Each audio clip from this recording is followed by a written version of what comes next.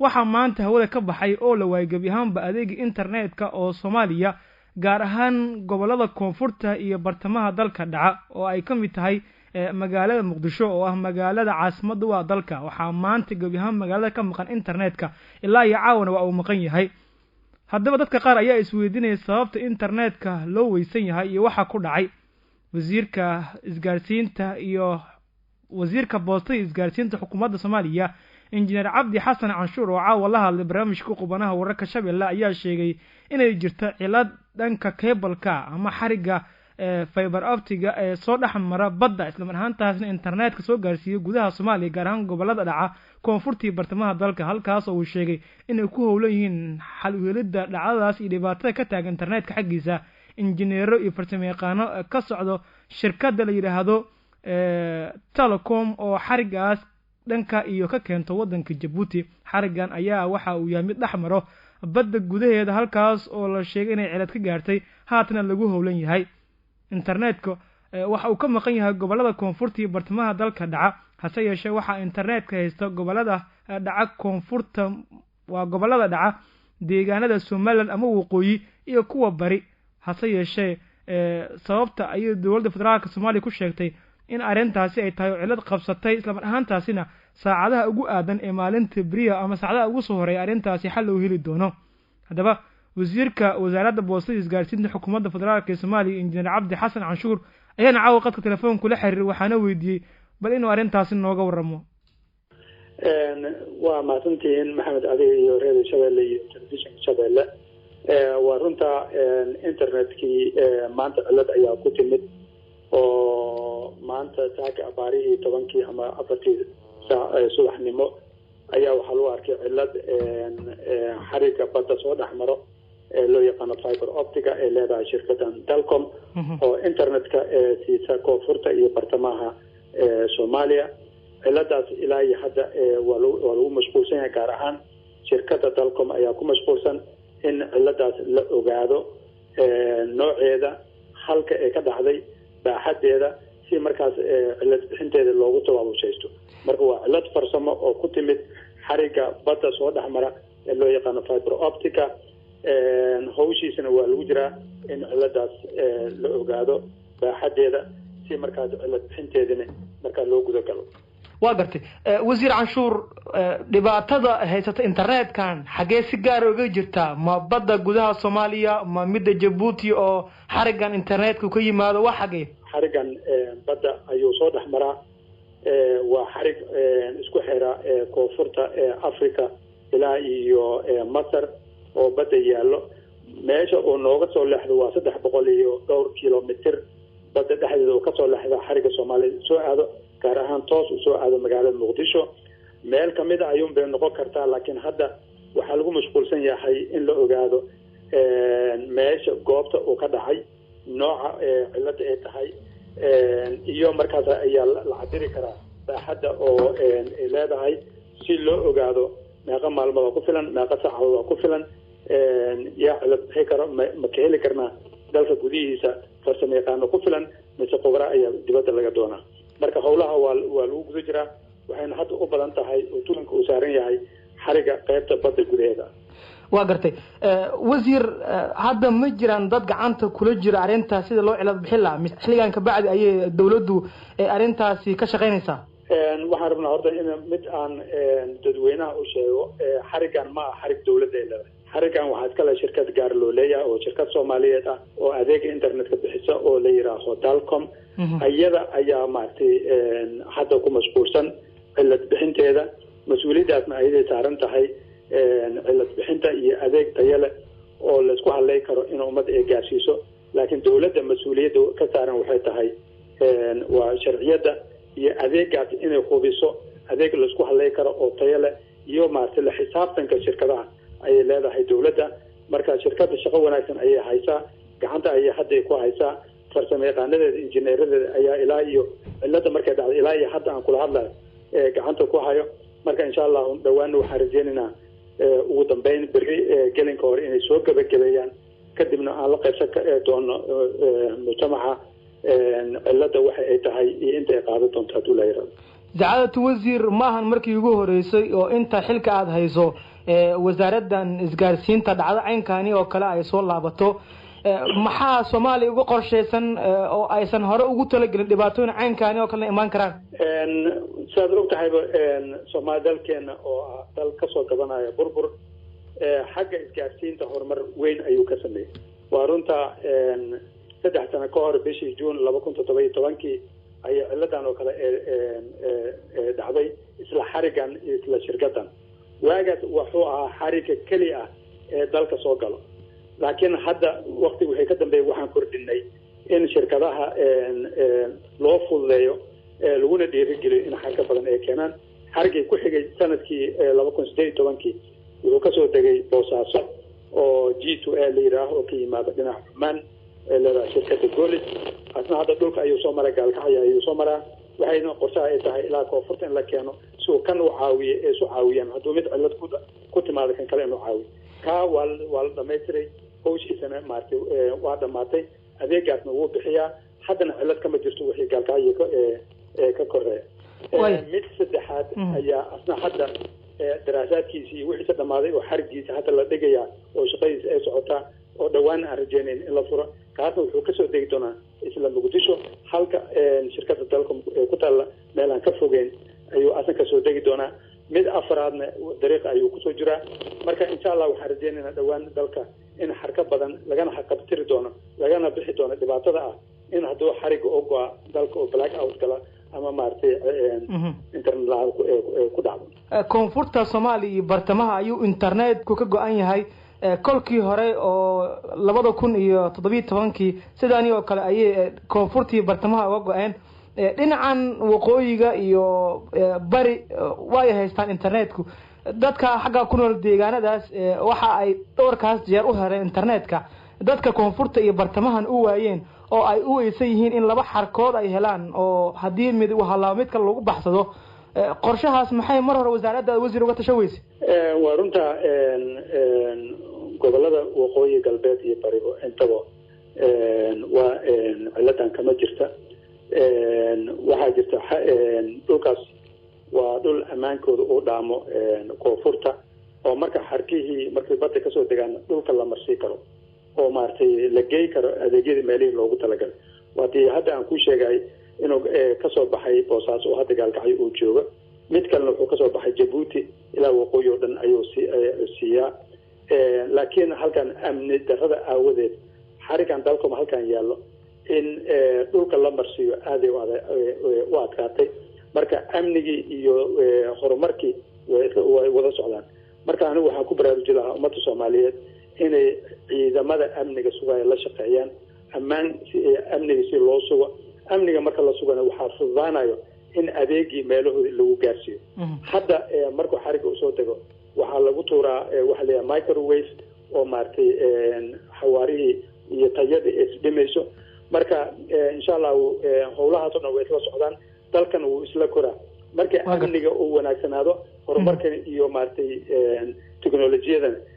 iyo adeegyadan ummadda halka ay joogaan ayaa loo geeyaa wasiir Canshuur oo ku mahad celinaya inagoo qeybi dambe waraysi soo gaarnay wasiir internetkan laga waayo koonfurtii bartamaha dalka dabcan dhaqaale badan buu ku fadhiyay oo ganacsi iyo waxbarasho dhan waliba uu ku socday oo Soomaalida waxa la yiraahdaa waxbarashada iyo aqoontooda badan waxa ay taala internetka oo wax badan ay habsaamisay internet la'aanta maanta ka dhacday gudaha Muqdisho iyo qaybo kamid ah dalka dhibaatadaas dhaqaale ee dhacday dawladdu ma ka garaabayso oo ma ka bixi kartaa waa runta dhibaato internetka markuu dhaco dhibaato dhaqaale iyo mid bulsho iyo mid aqooneed iyo dhammaan inta way keenaysaa dadkeenana inta badan teknolojiyada aad ayay u isticmaalaan waa dareemi karnaa dhibaatada soo gaari karta dadkeena ama ha noqdo shirkadaha ganacsiga waaweyn sida bangiyada kuwa xawaaladaha xafiisyada shaqaalaha ardayda waa dareemi karnaa inuu dib soo gaari karo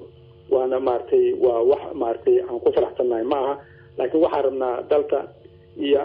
bulshada inay isla koraan oo hadba tabarteena inuu korno annaka dawlad ahaan haddaynu nahay waxaan xooga saarnaa in markastaba tayada la kordhiyo adeegii la kordhiyo mid la isku halay karo oo noqdo la xisaabtanka shirkadaha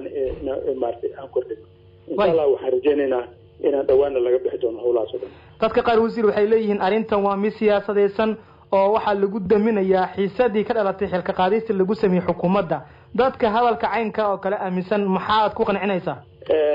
waxaan qabaa in waxyaabaha kale saddex maray wax jira maaha. cilada dhacday waa cilad farsamo. dawladda sideedaba wax ma xuslayse waxbay fududaysaa ummadda u fududaysaa maaha dawladda ummadeeda arrimaha siyaasadoo dalka horey ugu dhex jireen waana ka dhici doonaan haddana waa dhacay waxa isku xirana maaha. marka waxaan si cad u sheegayaa waxa dhacay waa cilad farsamo laakiin ma aha cilad siyaasadeed iyo howlo kale. in teknolojiyada iyo aqoonta iyo waxyaabaha dhaqaalaha saameynaya marna dawladda ma siyaasadeyso. marka arrinkaas waxba kama jiraan. ciladan waa cilad farsamo gacantaana lagu hayaa. insha allah waxaan rajeynaynaa markuu maaragtay la cilad bixiyo in ummadda maaragtay ogaa doonto sababta waxay ahayd. wasiir marka ugu dambeyn wicitaanada dhankooda iyagu waxbaa laga sheegayay marka laga hadlayo dadka dibadda jooga ma soo wici karaan gudaha Soomaaliya. taa maxaad kala socotaan? kullayba aniga ilaa hadda waxba lama socdo oo dibadda waa wacay wax ciladna kuma arkin ilaa hadda taas lama socono waa ugu tahay. waa midda waxaan hubaa kaliya internet hadduu qofka internet isticmaalayo tabcan lama soo wici karo. waxaan ka hadlay wasiir waxay tahay qof joogo dibadda ma soo wici karo gudaha Soomaaliya marka laga hadlayo dhanka koonfurta iyo bartamaha. ma hayno ilaa hadda ani arrinkaas ugu nugu yahay ma hayno ilaa hadda.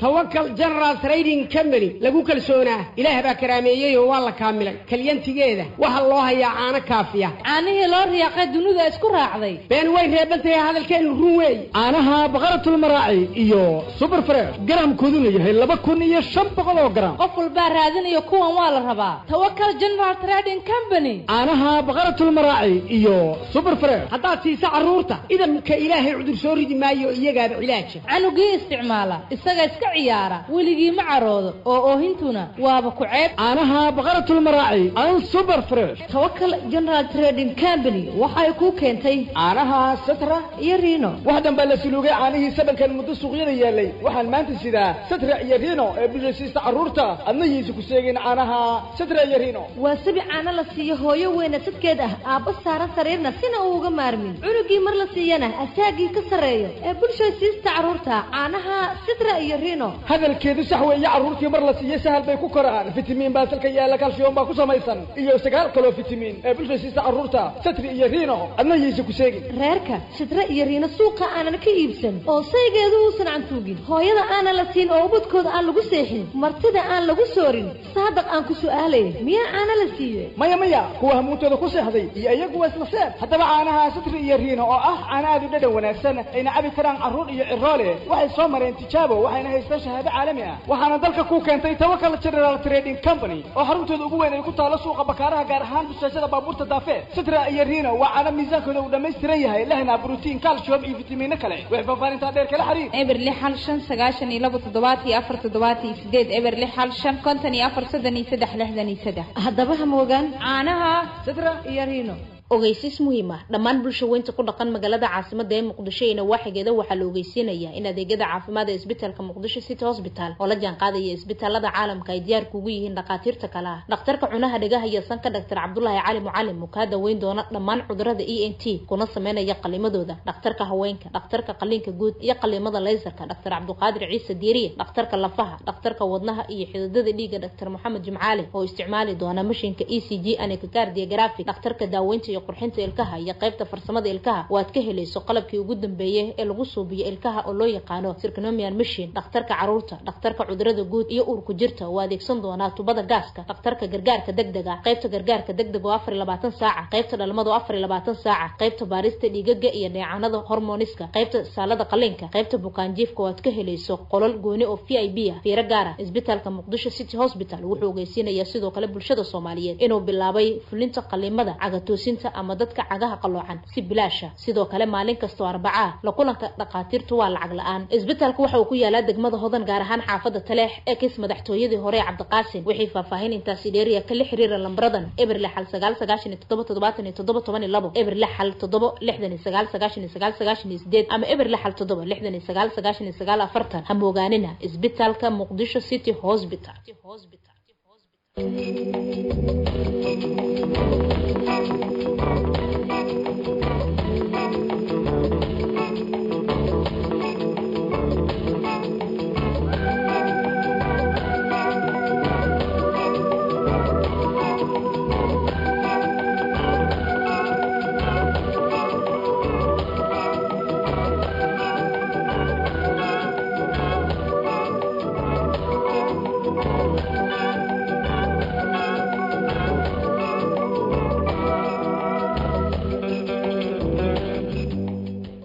qaybiyada dhexe ee barnaamijka qubanaha wararka Shabeelle ayaanu soo gaarnay tan iyo markii xalay uu xaqiijiyay ra'iisul wasaare Xasan Cali Kheyre inuu xilka baneynayo isla marhaantaasina shalay baarlamanku ay xukuumadiisu laaleen hase yeeshee sharci darro lagu tilmaamay qaabka xukuumadda baarlamanka ay u laaleen ama baarlamanku xukuumadda u laalay siyaasiga Cabdiraxmaan Cabdishakuur Warsame oo arrintaasi ka hadlay ayaan goor idin soo gudbin doonaa hase yeeshee waxaan ka hormarinayaa waxay jiray qorshayaal uu hormuud ka ahaa ra'iisul wasaarihii talada laga tuuray Xasan Cali Kheyre oo ay ka mid ahayd isu soo dhawaashaha dawladda federaalka Soomaaliya iyo maamul goboleedyada shirkii Dhuusamareeb qorshaha doorashada iyo sidoo kale arrimo kale oo muhiim ah tan iyo markii ay soo baxday war kale xiriiray in xukuumadda ra'iisul wasaare Kheyre laga takhalusay oo baarlamanku ay ka codeeyeen oo kalsoonida ay kala laabteen dawladda Mareykanka ayaa ahayd dawladii ugu horeysay oo warqad adag soo saartay kuna cambaareysan falkaas oo ay ku tilmaameen sharci darro isla mar ahaantaasina aysan waafaqsaneen oo aysan taageersaneen xilka qaadistaas oo ay sheegeen inay gacanta ku dhigi doonaan oo ay gacan ka geysan doonaan inay gacanta ku soo dhigaan koox qaswadayaal ah oo ay sheegeen Mareykanku si warqadda lagu sheegoyaane oo ku jira siyaasadda Soomaaliya qaswadayaashaas ayaa dadka ka hadla arrimaha diblomaasiyadda waxay ku sifeeyeen erey markaasi diblomaasiyadeed oo aan qaswadihii rasmiga tilmaamaynin sida wararku dadka falanqeeya arrimahaas ay sheegayaan haddaba ridistii xukuumadda hadalka Mareykanka ah inaysan aqoonsan doonin ra'iisul wasaare kale ama qaabka haatan arrintan u dhacday ay tahay sharci darro iyo waxa laga filan kara dhammaan arrimihii doorashooyinka iyo muddo kororsi warar la xiriiro ayaa waxaan la falanqeeyay oo wax ka weydiiyay Professor Cabdullaahi Sheekh Shaafici oo falanqeeya arrimaha siyaasadda Soomaaliya anigu horta kuma hadlayo magac dawladeed ama cod dawladeed waxaan ahay nin bulshada reerka ka mid ah shirkii Dhuusamareebna waan joogay wixii ka soo baxayna waan ogey kan dhacday xukuumadda meesha laga saaray ra'iisul wasaarihii xukuumadda madaxa ka ah uu aqbalay isagoo cadeeyay sabab uu aqbalay marka dhinaca fiican marka laga eego waxaan isleenahay siyaasadda la sii gelin waxaan aaminsanahay inay laba arrimood ay soo baxayaan shirkii Dhuusamareeb sidii loo heshiiyey waqtigii la rabay guddiga la sameeyay hawshii la galo gaabnaa waa la weynayaa oo waxaa soo baxaya in madaxweynuhu magacaabo ra'iisul wasaare dastuuriyan ahaanna wuxuu haystaa 30 casho ra'iisul wasaarahaasi xukuumad soo dhiso iyadana waqti qaadato shirkaasi marka inuu hakabo dib u dhaco waa arrin muuqata sidoo kale waxaa iman karaa qalabsanaan siyaasadeed iyo buuq meelo badan ka gala oo asal ahaan sida xukuumadda loo riday oo sharci ahayn dadka Soomaaliyeed ee stakeholderska ama siyaasadda wax ku leh oo aragtiyad kala duwan ka qaba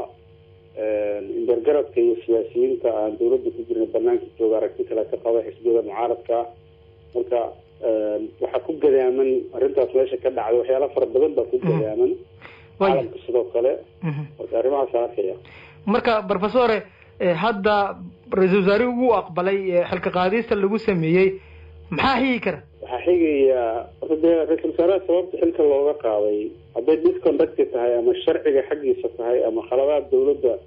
lagu mooshin gareeyo meesha lagu keeno laga saalo laga hadlay habeena hayna siro waxa looga qaaday shortcut ama siro gaaban marka arrintaas aan isleeyahay ra'iisul wasaaraha wuxuu eeday oo sababta looga qaaday xilka inay tahay inuu hore u sheegay golihiisa wasiirada oo shiraya maaqa usbuuciya laba ka hor inuu dawladdu qabanayso doorasho xilligeeda ku dhacda sidoo kale madaxtooyada iyo baarlamaanka qaybo ka midna waxay qabeen doorasho qof iyo cod in la qaado kadib shirka dhuusamareeb baa dhacay dowlad goboleedyada go-aan bay soo saareen kadib kii labaad baa dhacay madaxweynaha ay tageen taa marka waxaan u arkayaa inay madaxweynuhu iyo maamulka hadda jira ee xilka ka qaaday inay u arkeen inuu feebar u ahayn oo ay rabeen xilli kororsiya fursadaas marka way soo baxday waxaa xigaya marka in mar dambe laga wada hadlo haddana bil ama laba ka bacdi in xukuumaddan waqti kororsato muran kasta iyo khilaaf kasta ka jira taasaa marka iyadana wadnaa farta kaga haynaa rabnaa isha ku haynaa bal waxa ku xigi doona waa gartay wadamadii sugayay in shirka dhuusamareeb si nabdoon kusoo dhammaado oo mar saddexaad dib la isugu laabto oo lagu ballamay bisha soo socota ee agosto dhexdeeda kaa inuu qabsoomi karin falanqayntan baad ku sheegtay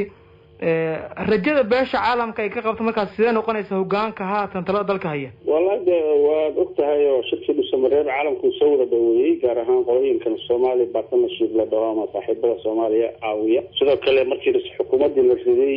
warqadii ugu kululayd oo ugu canaan adkeyd waxay kasoo baxday dowladda maraykanka warqad noocaas waxaa filaya soomaaliya waxaa ugu dambeysay dowladii cabdullahi yusuf warqadii ay u qortay Condoleezza Rice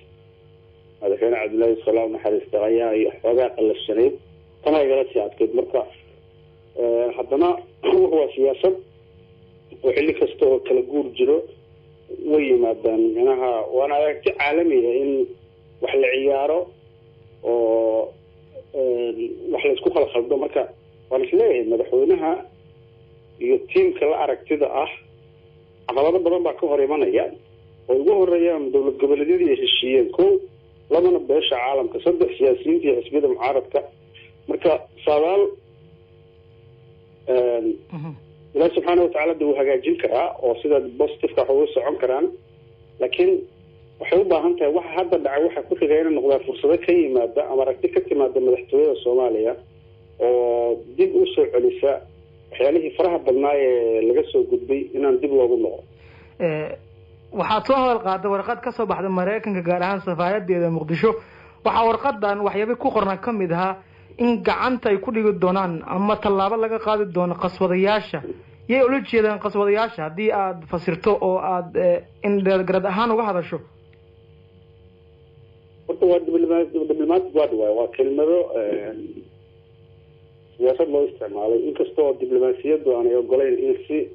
ayaxan loo dhigo oo dowlad saa ula hadasho dhinaca marka laga eego laakiin aragtideeda markaan eego maraykanka oo kale muddo fara badan oo waxay muujinayeen inay samafalka iyo deeqaha ugu badan soomaaliya siiyaan ka caawiyaan dhinaca ciidamada waxyaalo fara badan oo dee ifoob ay geliyeen dana dadaalo fara badan ay geliyeen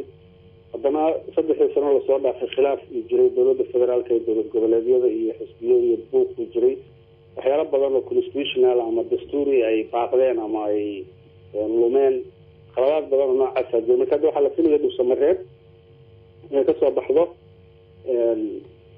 meel fiican aragti fiican oo caalamka uu bogo oo lagu sii wado hawsha marka taas dhacday xukuumadda lagu riyay ayay u arkaan cidda la hadlayana waa cidda waddanka u sarreysa waaye ama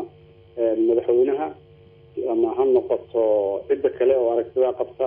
marka canaantu laba qof uma qaybsanayso madaxweynaha wax cidda la hadlaya waa cidda ugu sarreysa waddanka ah xukuumadda joogta wixii canaan oo dowladda soomaaliya ku dhaca madaxweynaha iskale waa gartay ugu dambeyn suuragal ma tahay waktigan in ra-iisul wasaaraha cusub ee la filan kara in lasoo magacaabo la siiyo mucaaradka isla mar ahaantaasna halkaasi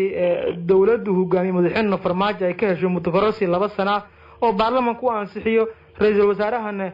mucaaradka ama dadka arrintan saluugsan mutakororsiga la siiyo horta dee wixii hadduu yahay traditional norms waxyaala aan ku salaysnayn dastuurka ku salaysan waxyaala la isu geegiyey wax walba iska dhici karaan laakiin markii dastuurka la raacayo sharciga dalka u yaalla la raacayo waddanka waxyaalo fara badan baa ka dayacan baarlamaanka xilligiisi uu dhamaaday sidii sharciga go-aanadu qaadan kara su-aal baa ku jirta sidoo kale xilli kala guura waayo oo madaxweynaha iyo baarlamaanka iyo ay go-aan degdega qaateen oo laga fiirsan oo naftiisa duub hoolis baa soo bixi kara meelo balbanaan oo qaladaada qolooyinka mucaaradka ah waxay kusoo geli karaa fursadda waxay ahayd shirkii dhuusamareeb inuu dhaco laysla garto tabaha iyo tubta loo marayo doorashada iyo nooca doorashada la gelaya haddii extension loo baahdo halkaa laga soo qaado kadibna la dhiso xukun xalla xukuumad wadaag ah oo soo galaan laakiin hadda hadday noqoto sharciga in la qoor qabtay noqotay ma filayo inay mucaaradka naftirkooda waayey waxaan sharciga intay raacaan ay dhahaan waddanka ku badbaadinayna taas waxay noqonaysaa in dadku uu iska yahay qof lacag la siiyo iyo qof loo yeerto iyo qof la jeclaado aan sharci la ilaalinayn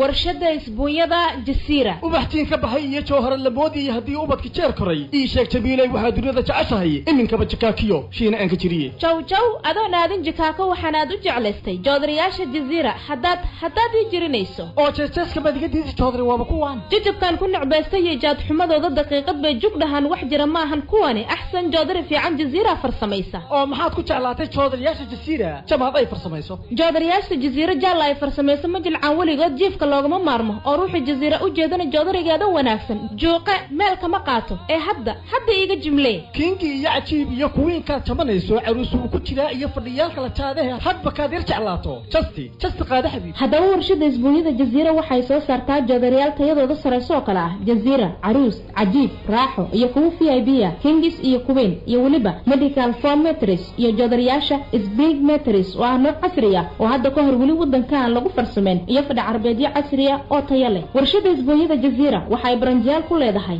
bakaaraha maalin taajir suuqa khaliifa saybiyaano xamarweyne ceelasha biyaha iyo afgooye haddaba waxay faahfaahin intaasi dheeriya kala xiriir telefoon lambaradan eber 12 eber 12 eber 12 ama eber 12 haddaba ha moogaane hore u gaar warshada isbuunyada jasiira wargelin muhiim ah dhammaan bulshada ku dhaqan Muqdisho iyo nawaaxigeeda waxaa lagu wargelinayaa in isbitaalka Care Our Service Maternity Hospital oo marka la soo gaabiyo loo yaqaano COS horeyna ugu caan baxay cudurrada haweenka iyo taranka waxaa lagu soo kordhiyay dhakhtarka cudurrada guud iyo maqaarka dhakhtarka cudurrada caruurta waxaa ka howlgala Dr. Maxamuud Cali Cusmaan Maxamuud Cadde kuna takhasusay cudurrada haweenka iyo taranka wuxuu ka duweyn doonaa insha Allah dhakhtarka dhalmalaanta Allah bixiyo ubadka baaritaanada iyo la tacaalida cudurrada dhiciska iyo wax walba oo keena furida tubooyinka waxaan qaada qalin la'aan qalinka hooyada uurka leh iyo burooyinka dumarka ku dhaca oo muliso 24 saaca sidoo kale qaybta dhalmada lagu diyaariyay barkad biyo diiran leh oo foosha fududeynaya insha Allah sidoo kale isbitaalka waxaa ka howlgalaysa Titoreysa Ramla Maxamed Cali Ramla Kalay waa dhakhtarad ku takhasustay daweynta xanuunada ku dhaca caruurta waxayna wax ku soo baratay dalka Ruushka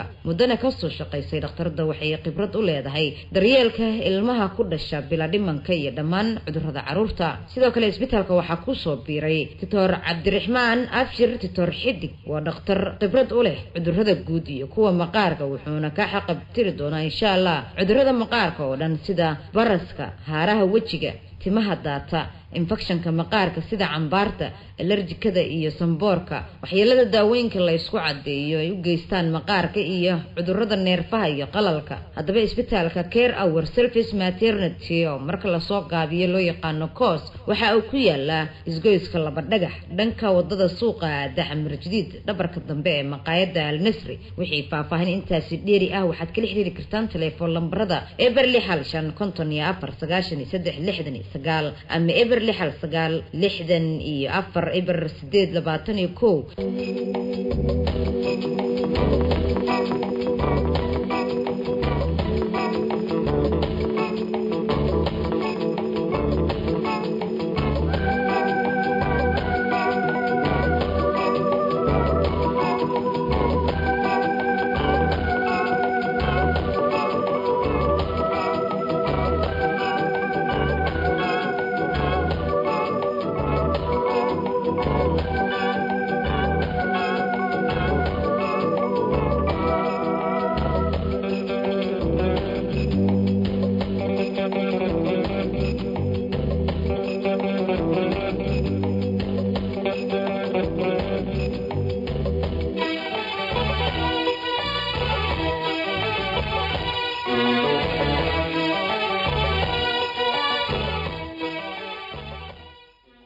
dambe ee barnaamijka qubanaha wararka Shabeelle ayaynu soo gaarnay siyaasiga Cabdiraxmaan Cabdishakuur Warsame oo maanta shir jiraayad warbaahinta ugu qabtay magaalada Muqdisho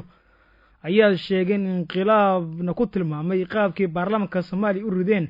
xukuumadii ra'iisul wasaarihii hore ee Soomaaliya Xasan Cali Khayre. siyaasiga Cabdiraxmaan Cabdishakuur ayaa sidoo kale ka hadlay arrimo kale oo uu sheegay in ay ku baxeen gacanta madaxweynaha Soomaaliya Maxamed Cabdullaahi Farmaajo isagoo tilmaamay in qorshaha laga leeyahay ridista xukuumadda ay tahay si loo abuuro qalqal siyaasadeed oo looga mashquulo arrimaha doorashooyinka. tani waxay ka mid tahay buu yiri arrimo lagu majaxaabinayo rajadii yareed ee laga helay shirkii Dhuusamareeb. waa kana siyaasiga Cabdiraxmaan Cabdishakuur oo maanta la hadlay warbaahinta. wixii shalay ka dhacay baarlamaanka federaalka Soomaaliya ahaa buuqa iyo sawaxanka lagu riday xukuumaddii federaalka ahayd waxay ahayd sooyaal soo socday iyo silsilado isku soo xirnaa oo sharci darrada iyo dastuur kutumashada iyo dimuqraadiyadda burinteeda la soo waday. haddii aan ka soo bilaabno dhibistii qalbi dhagax oo aan ku xijino weerarkii lagu soo qaaday xarunta Wadajir, sidii loo saaray iyo qaabkii lagu bixiyey gudoomiyihii hore ee baarlamaanka Mudane Jawaari, sida xilka looga qaaday gudoomiyihii hore gobolka Banaadir Mudane Taabid Cabdi, sida gudoomiyaha shalay fowdada horseedka ka ahaa Maxamed Mursal markii uu qabtay mooshinka madaxweynaha korontada iyo biyaha looga jartay lagana soo qixiyay xaruntiisii, iyo sida shalay la yeelay ama lagula kacay ra'iisul wasaarihii intaasoo idin ayaga shirkada kula ahaa madaxweyne Farmaajo iyo kooxdiisa yar. waxaasoo dhan waxay ku tusayaan habdhaqanka sida uu yahay dowladda federaalka meelgaarka ee hogaamiyo madaxweyne Farmaajo. dhaqankaasoo asaaskiisu yahay yaa ay celin kara haddii aan sharciga ku tunto, yaa ay la hadli kara haddii aan dastuurka aan dhinac maro, yaa wax ii sheegi kara. taas waxay abuurtay dhaqan ah in ku dhiirashada iyo ku dhaca jebinta sharciga iyo dastuurka oo lagu tuntaaho in ay tahay waddo ay isku tusiyeen asaga iyo kooxdiisaba inay ku guulaysan karaan. markay u hirgaleen waxa aan soo sheegay dhan waxay abuureen indibaac ama impression ama waxay abuureen dareen dadka ay gelinayaan yaan hor istaagi kara. dareenkaas wuxuu ku salaysan yahay argagaxgelin iyo argagixiso. waa midka ay kooxda al-shabaab ay ku dhaqmaan oo aanan biyo laga doolin, inay dad tusiyaan inay yihiin niman laga baqayo, inay yihiin niman aan sharciga u aabayeelaynin, inay yihiin dad aan dastuurka ixtiraamaynin. dadka Soomaaliyeed waxaa u caddaatay inaysan jirin dowlad ixtiraamaysa dastuur, inaysan jirin dowlad dan ka leh dib u heshiisiin, inaysan jirin dowlad dimuqraadiyad iyo sharci toona dan kale inaysan jirin ayaa u caddaatay shacabka Soomaaliyeed. haddaana xisbiga Wadajir waxaan ka soo dignay arrimahan ayaga ah 3 sano ka hor ayaan soo wadnay oo shacabka Soomaaliyeed maalin kasta la wadaagaynay oo aan u sheegaynay in dowladani uu hogaamiyo madaxweyne Maxamed Cabdullaahi Farmaajo ay tahay dowlad aan dastuur iyo sharci iyo dimuqraadiyad iyo dib u heshiisiin aan dan ka lahayn,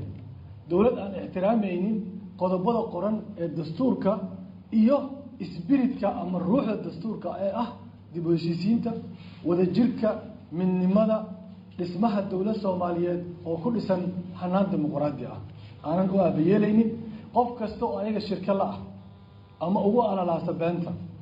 ama ugu mashxarada sharci gudoominta, kuwa shalay la magacaabay, kuwa baarlamaanka dhexalaalaasay, kuwa shalay garab taagnaa, waa dad aanan garanaynin inay ku qoos qaataan wixii ku dhacay madaxii xukuumadda oo mashruucooda qayb ka ahaa. saas daraaddeed ayuu xisbiga Wadajir wuxuu ku celcelinayaa in shacabka Soomaaliyeed iyo saamilayda siyaasadeed iyo dowlad goboleedyada iyo aqalka sare, sababtoo aqalkii hoose ama gole shacabka uu dhintay, inaysan ku kadsoomin ama aysan dareen ka qaadin ama aysan fahmaan xaaladda dalka meesha ay u socoto oo ah midii aan ka soo digaynay 3 sano oo isdaba joog ah. waxaa loo bixiyey xukuumadda loo saaray ra'iisul wasaaraha sida aad aragteen inqilaabka ah wixii shalay dal ka dhacay waxay ahaayeen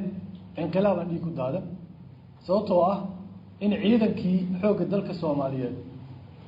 qaybihiisii kala duwanaa nabadsugiddii iyo booliskii iyo militarigii loo isticmaalo ra'iisul wasaarihii asaga oran jiray aniga ciidanka dhisay aniga reform gareeyay aniga bixiyay mushaarkooda ayaa shalay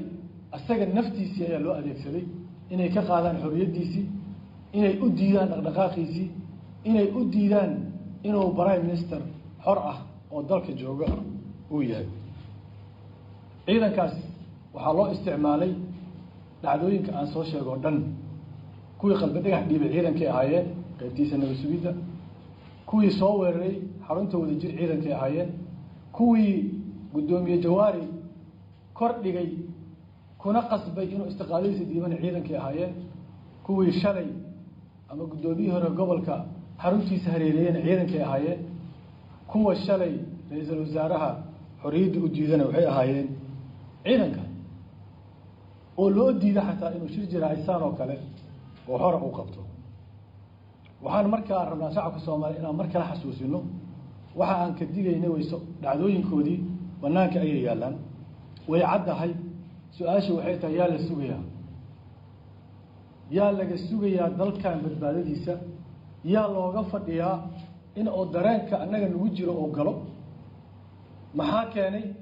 inay wax kasta oo sharci darro ay ku kacaan kooxda filla Soomaaliya joogta iyo taliska nabad sugidda ay u siiro gasho waxyaalaha keenay waxaa ka mid ah in dadkii siyaasadda ku jiray intoodii badneed ay noqotay siyaasadooda siyaasad la yidhaahdo muufaysi iyo maalin joog oo ay ku filan tahay sandareerta maalintaas ay isaga furfuraan oo danahooda ay ku gaaraan waxaa keenay dad badan maxaa iga gale mar haddii aniga dhibka haysanin inay ku dhaqmayeen oo mid kastoo ayaga ka mid ah maalintii uu lahaa aniga maxaa iga gale haddii hebel haysato haddii sharciga lagu tumanaayo maxaa iga gale aniga haddii hebel la weeraray maxaa iga gale aniga maalin ay haysataa ama uu qayb ka ahaa ama uusan ka ahayn inaysan cafinaynin siyaasi banaanka jooga ayaga ka ra'yi duwan ama mucaarad ku ah inaysan cafinaynin siyaasi dowladda ka tirsan ee ayaga aan ku ra'yi ahayn inaysan cafinaynin siyaasi ayaga ka mid ah oo wax kala allaasay oo kala mashxaraday rag dad cafinaya inaysan ahayn ayaa cad maxaa kaloo loo sameeyey shalay waxa dhacay waxaa loo sameeyey in lagu dilo momentumka ama waxa ka soo baxay dhuusamareeb oo dhuusamareeb 1 iyo 2 libinteeda la diido natiijada ka soo baxdayna la diido lana banado oo laga hortago dhuusamareeb 3 shirka soo socda dhuusamareebna lagu banado oo ugu yaraan dowladda galmudug loo diido martigelinta martisoorka isku keenka Soomaaliyeed libintaas loo diido waxaan saka xumahay dad matala deegaankaas inay rumaysteen weli ay ku siran yihiin riwaayadii madaxweyne Farmaajo ee ahayd xilka ra'iisul wasaaraha idinka insiinayaa qayb ka noqda ra'iisul wasaaraha la ridaayo ama qayb ka noqda shirka inaad joojisaan ama qayb ka noqda inaa anigu muddo kororsi iyo kasashan helo oo waxaad looga xumaada runtii waxa dhan oo waxaas loo sameynayo 2 sano oo la soo dhaafan ka digaynay waa muddo kororsi madaxweynaha wuxuu wax kasta u bixinayaa oo saaxiibkiisa dadka u dhawaa oo shalay sida aragtay oo bahdalaada ku jirto oo xilka uga qaaday oo si qofna ugu turaynin waa inuu xilka sii joogo wada kasta oo ku joogi karo ugu sii joogo sharci daro xoog waxa ayaan darada kamid ah in Soomaali nidaamka xisbiyada wali ma helgelin waxa lagu fadhiyaa talada dalka waa 4.5 waxa ayaan darada kamid ah oo xog ku haynaa miiska lagu go'aaminayay sida loo dhaqmayo ra'iisul wasaaraha ama xukuumaddiisa ama go'aanka la gaaray shalay inaan xataa laga talagelin oo xataa aan loo baahanin oo xataa aan la wareysanin dadka uu kursiga ku matalo madaxweynayaashii hore markay qabtaan ra'iisul wasaarayaasha caado waxa ahaan jirtay inay wacaan xildhibaanada ka soo jeeda deegaankiisa xildhibaanada isaga ugu dhow dadka odayaasha oo dhaqankiisii deegaankiisa ah in aanan xataa loo baahanin cidda uu ku matalo talada inaan loo baahanin xilka la yiraahdo afarteena shiraysa isku filan cid kale u baahannahay oo aan daba ka dadanayno ma jirto runtii gabadfalka aan ka sheekeeyey xadgudubka siyaasiga ah xaqiraadda ama lagu samaynayo waxay ku dhacaysaa oo dhan maaha gobollada dalka oo dhan maaha waa caasimadda oo keliya waxaan ugu baaqaynaa marka madaxda dowlad goboleedyada inay ogaadaan iyo saamilada siyaasiyiinta ah iyo aqalka sare iyo inta damiirka leh ee nool ee bulshada rayidka qeybaheeda nool ay ku jiraan in madaxweynaha farmaajo uusan dib u heshiin rabin inuu Soomaali heshiiyo rabin inuu nabad ka shaqeeyo rabin in uusan doorasho rabin kursigana wada kasta uu ku joogi karo inuu ku joogo inay ogaadaan oo aysan ku kadsoomin waxaan ogahay qayb badan qaar badan oo kamid ah madaxweynaha gobolada inuu telefoon u diro oo yiraahdo ugu taageera bixinta ra'iisul wasaaraha idinka ra'iisul wasaaraha insiinaya ama qaarkood uu ku yiri maanta kaliya garab istaaga waxaysan ogeyn kuraasta ay ku fadhiyaan ragga shalay fadhiyay sidaas oo kale in qaarkood lagu bixiyay oo la yiri maanta uu bixi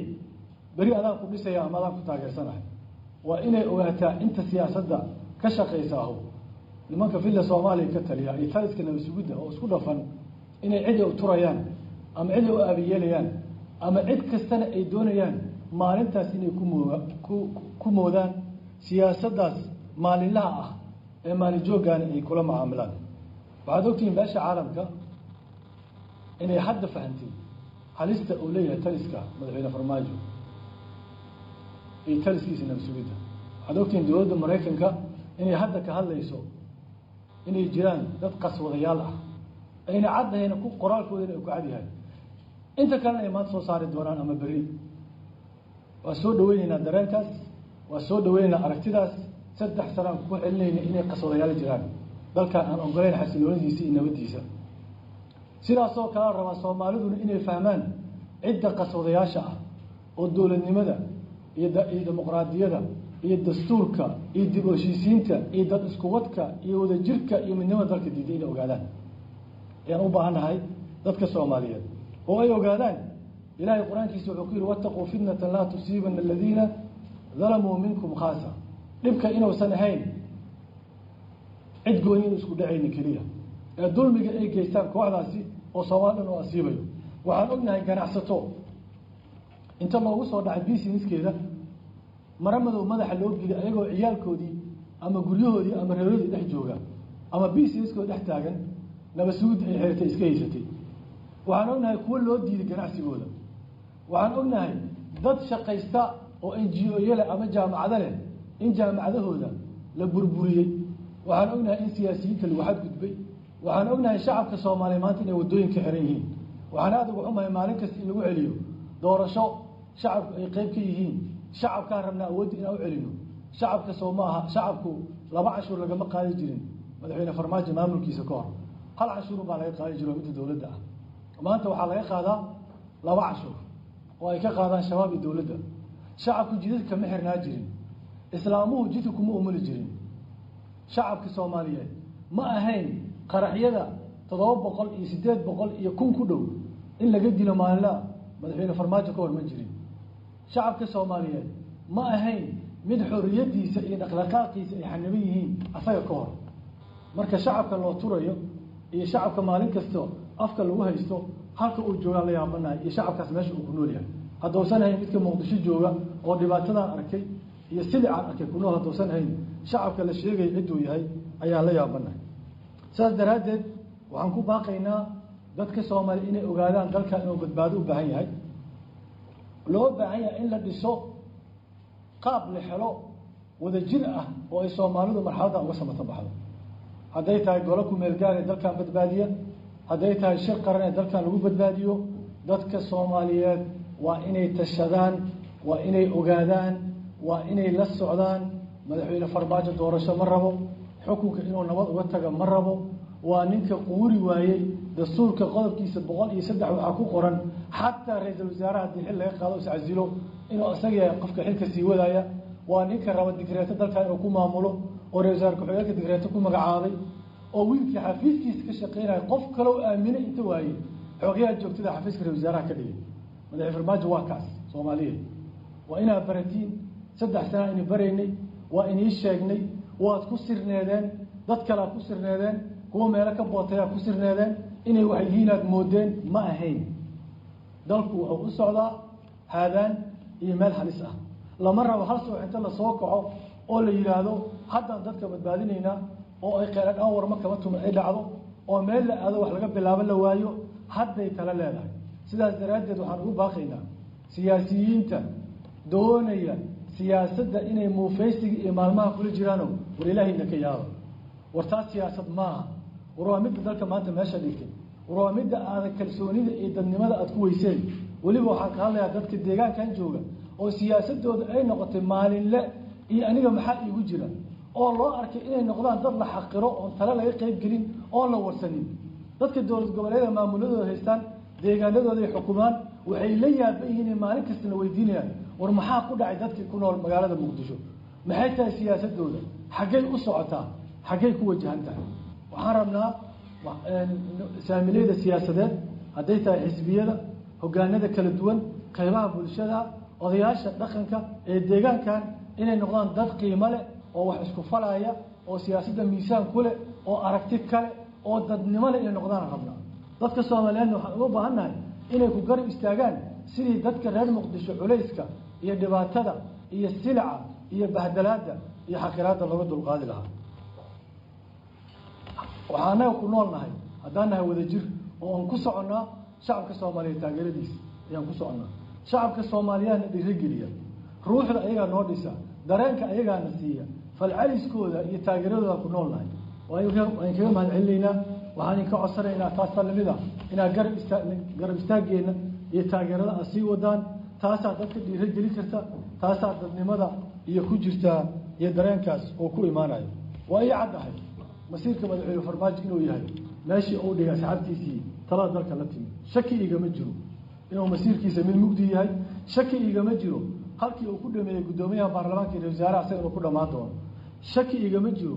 inuu meesha sugaysa ay tahay meesha uu mariyay saaxiibadiis iyo kuwii talada wax yar oo shaki igama jiraan siyaasiga cabdiraxmaan cabdishakuur warsame hogaamiyaha xisbiga mucaaradka wadajir ayuu kaasi ahaa oo maanta warbaahinta shir jaraa'id u qabtay isla mar ahaantaas ka hadlaya xaaladihii ugu dambeeyay ee siyaasadda dalka iyo xukuumaddii talada laga tuuray guud ahaan caawa intaa ayaan kusoo afmeerayaa barnaamijka qubanaha wararka shabeelle soosaaraha barnaamijkan waa aniga maxamed cali farsamada Suleymaan aadan Cusmaan ayuu ahaa tan iyo barnaamij caynkani oo kale nabadgeliyo